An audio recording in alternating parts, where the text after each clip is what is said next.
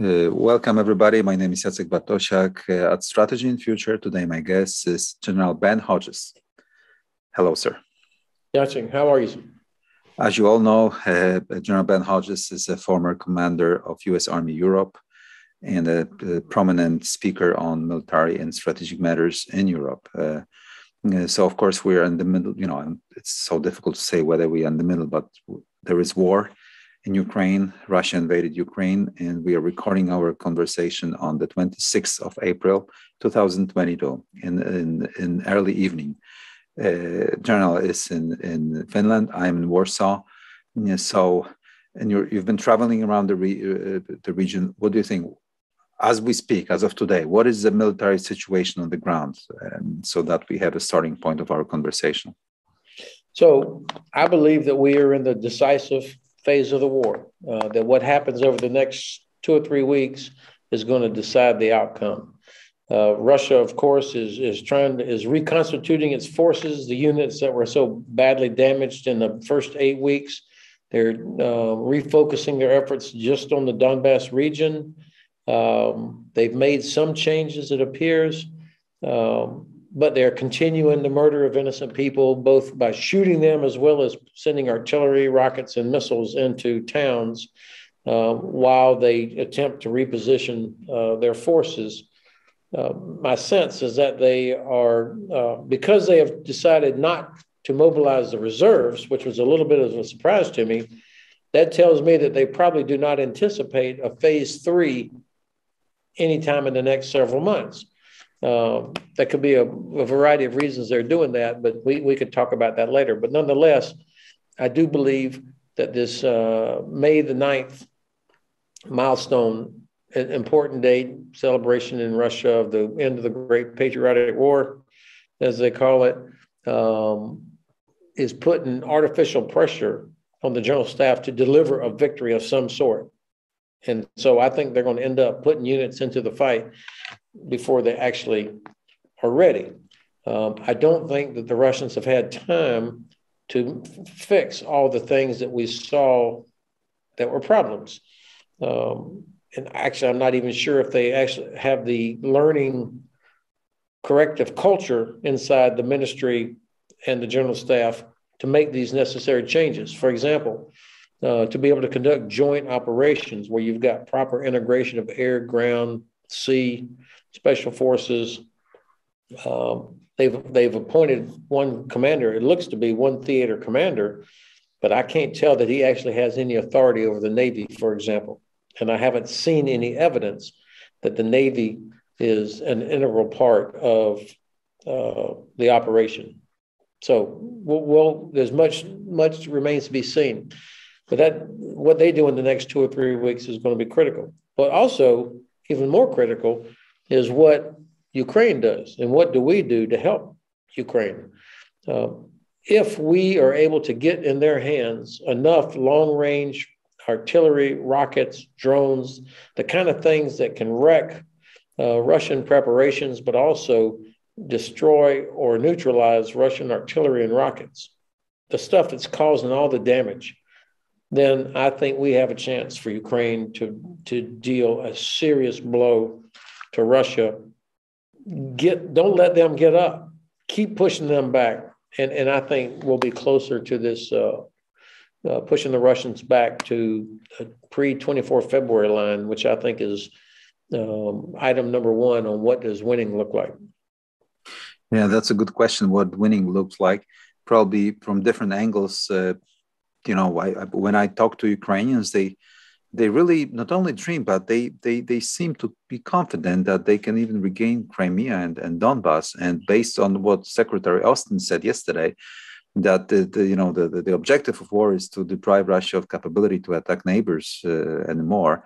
It seems like a very powerful message, that the objective is a victory, defeating the Russian ground forces. What do you think? I thought it was so powerful that Secretary Austin, first of all, that he and Secretary Blinken both went to Kyiv. That Secretary Blinken said, we're going to have a named ambassador. We're going to start getting our diplomats back into Ukraine. This is powerful. And then Secretary Austin saying, we're going to help Ukraine win, and we're going to weaken Russia enough so that they can no longer threaten their neighbors. What a commitment that really changes the tone of this entire effort. And of course, the Russians won't like it, but this is what leadership looks like. And so, of course, the meeting that's taking place today in Ramstein, Secretary Austin hosting, I think, 39 or 40 of his fellow defense ministers. Of course, I'm not privy to what they discussed, but no doubt they talked about what does winning mean, what's needed, who's going to provide what. Let's get it there, and with a sense of urgency that has been needed. And I'm also optimistic, and the Ukrainians have reason to be optimistic. Here we are at jeepers, was it over 8 weeks, almost 9 weeks, and the Russians still have not captured Mariupol. I mean, that should have been the first city to go, but they haven't been able to finally eliminate the holdouts, the last defenders in there. I think we're going to be talking about Mariupol the way people talk about the Spartans for years, how these guys have held out so long, how this has wrecked Russian planning and timelines. And it's an embarrassment, obviously, for the Kremlin.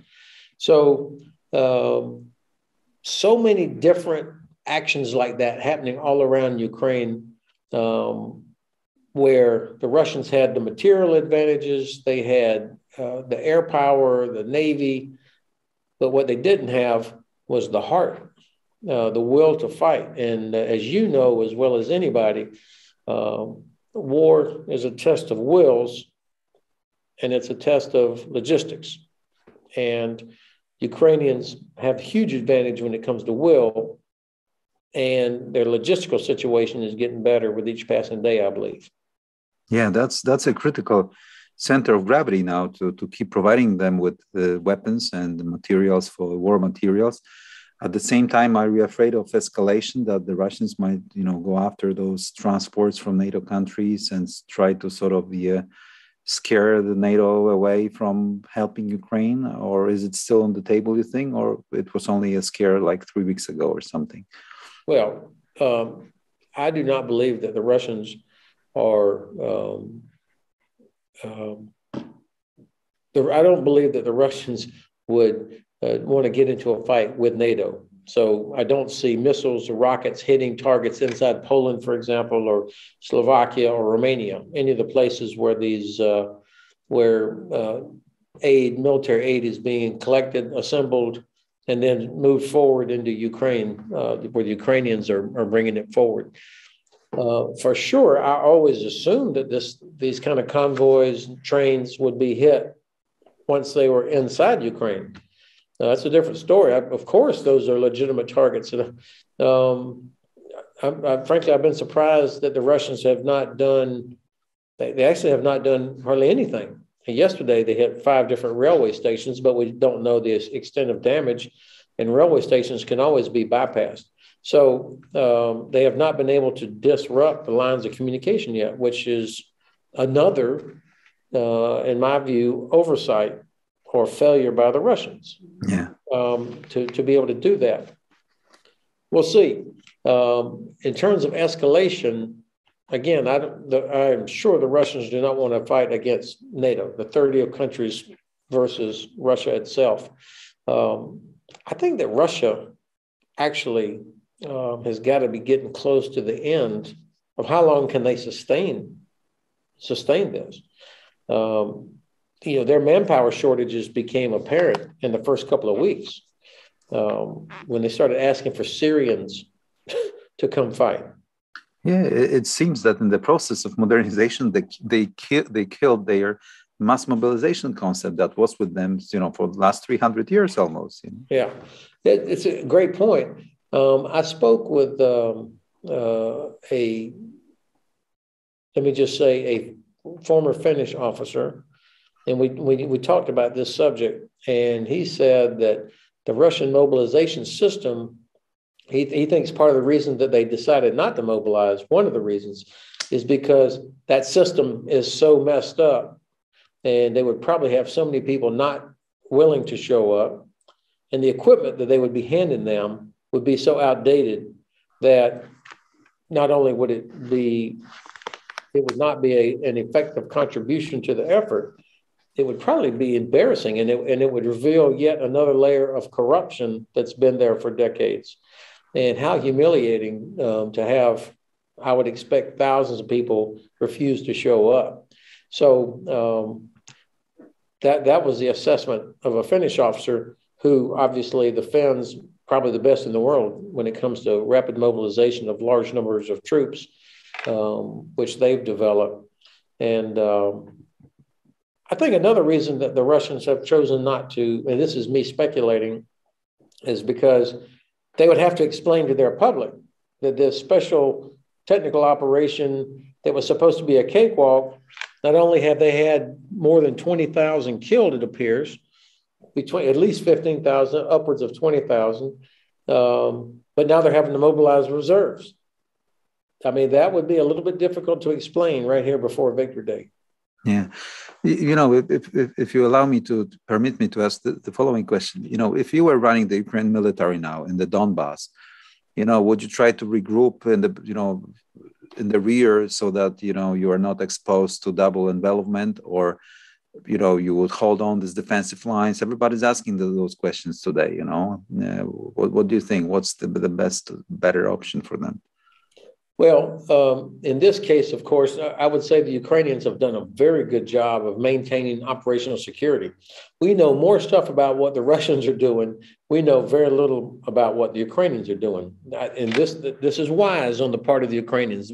We don't need to know all the stuff that they're doing because the Russians will target it, hit it. But I would expect, they can see the map just like we can. They understand what's going on both sides. But I think that the Russians, to be able to pull off a double envelopment, like many people are imagining, like what happened in 1943 and 1944 in that exact same area, that would require a different Russian army than the one that's in the field right now. I mean, the same guys that couldn't take Kyiv, 4 weeks ago, did not all of a sudden become joint warriors that can integrate air, land, artillery, tanks, breach through very tough defenses, and move rapidly with the necessary logistics. I don't see that happening. The fact that they are still probing all along 300-mile front, they haven't yet concentrated at a place where they're going to try and do this. Maybe they will, but I'm not seeing it yet. So I think the Ukrainian General Staff is probably trying to decide themselves, do they need to withdraw? Do they need to remove salience? Or are they waiting for the ideal opportunity for themselves to counterattack? The fact that Russia has not been able to keep their Air Force in Ukrainian airspace for long periods of time, of course, helps the Ukrainians. So we'll see. I think there's no doubt the General Staff knows what's out there. And the Ukrainians that line of contact is, like I say, a couple hundred miles long. They can feel them. They know where they are. And I would hope that our intelligence, UK, Polish intelligence, that we are assisting the Ukrainians with understanding what's going on. And what surprised you the most in terms of the warfare itself? In the third decade of the 21st century, what sort of new solutions or novel tactics or some sort of solutions that which efficiency of effectiveness of which surprised you the most, or were most striking? Three things. Number one, the difference in the command and control methodology between the Ukrainians and the Russians. It's just counterintuitive. You would think that the Ukrainians, after decades of being part of the Soviet system, a couple of centuries of being under the Tsar, that they would have the same sort of mentality of tightly controlled, centralized command and control. But probably over the last 20 years, because of all the training and exercises and operations Ukrainians have done alongside NATO forces, they have become more comfortable with this decentralized command and control sort of system. I mean, if you look at those maps and that big red crescent, around the eastern end of Ukraine where all the fighting is, plus all the stuff that happened previously up north of Kyiv and down around Mykolaiv, that was not being controlled by one guy in a bunker back in Kyiv. These are captains and colonels making decisions and local commanders and mayors that are fighting. So a very decentralized fight compared to the Russian, total control, centralized, which, by the way, I think contributed to so many Russian generals being killed so far. Plus, they're doing stupid things like, talking on cell phones while they're in combat. So that's been an interesting development. The second thing is the amount of ammunition being expended. I mean, our 20 years in Afghanistan, you never saw artillery being fired like that, rocket launchers. Now you've got thousands of rounds being fired every day by both sides. So the consumption of ammunition is certainly something we've not seen in a few decades in the U.S. And that presents some challenges. Does the industrial base, do we have enough ammunition out there of preferred munitions? But this is that's going to be a real challenge. And plus, transporting the necessary ammunition. This 180,000 rounds of 155 artillery ammunition that the U.S. is providing, that's a lot, but that's maybe 2 weeks. For those 5 battalions of howitzers, that's about 2 weeks of intensive artillery ammunition. 2 weeks is all. So that means there's another, and then of course you have to replace the tubes on those howitzers after about 2,000 rounds. So that's another logistical thing that's got to be in there. And I'm sure people are thinking of that. The third surprise to me was, we've all talked about the Russian army, but the Russian Navy, the Moskva, the flagship, you think, and it's not a surprise that they were going to be in conflict, but yet the sinking of this ship was a result of Ukrainian technology and clever tactical employment using the drones and the Neptune itself, a newly fielded system, but also, what we've learned since that attack about tight radar, how frankly outmoded, out of date that ship was. And what appears, based on conversations I've had with senior Navy officers, when they look at pictures of the ship and they read reports coming out of it, how poorly trained and poorly disciplined the crew was. It appears that they have no experience or were not effective at firefighting inside the ship. In a U.S. Navy ship, and I suspect this is true of most Western navies, every single day that they're underway, they do fire drill. Every single day. They practice all the emergencies that can happen on a ship throughout the course of the day. They're practicing that.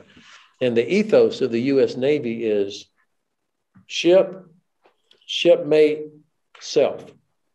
In other words, the ship always comes first, no matter what. Save that ship. The evidence that we see tells me that that's not the same ethos inside the Russian Navy, and that most of those sailors are conscripts. So the Navy, not nearly as effective as I had thought. So if we are speaking about vulnerabilities that always, are most important to observe in your enemy, are people, human factor, right? The manpower. And what is you think, vulnerability of the Ukrainian side? Well,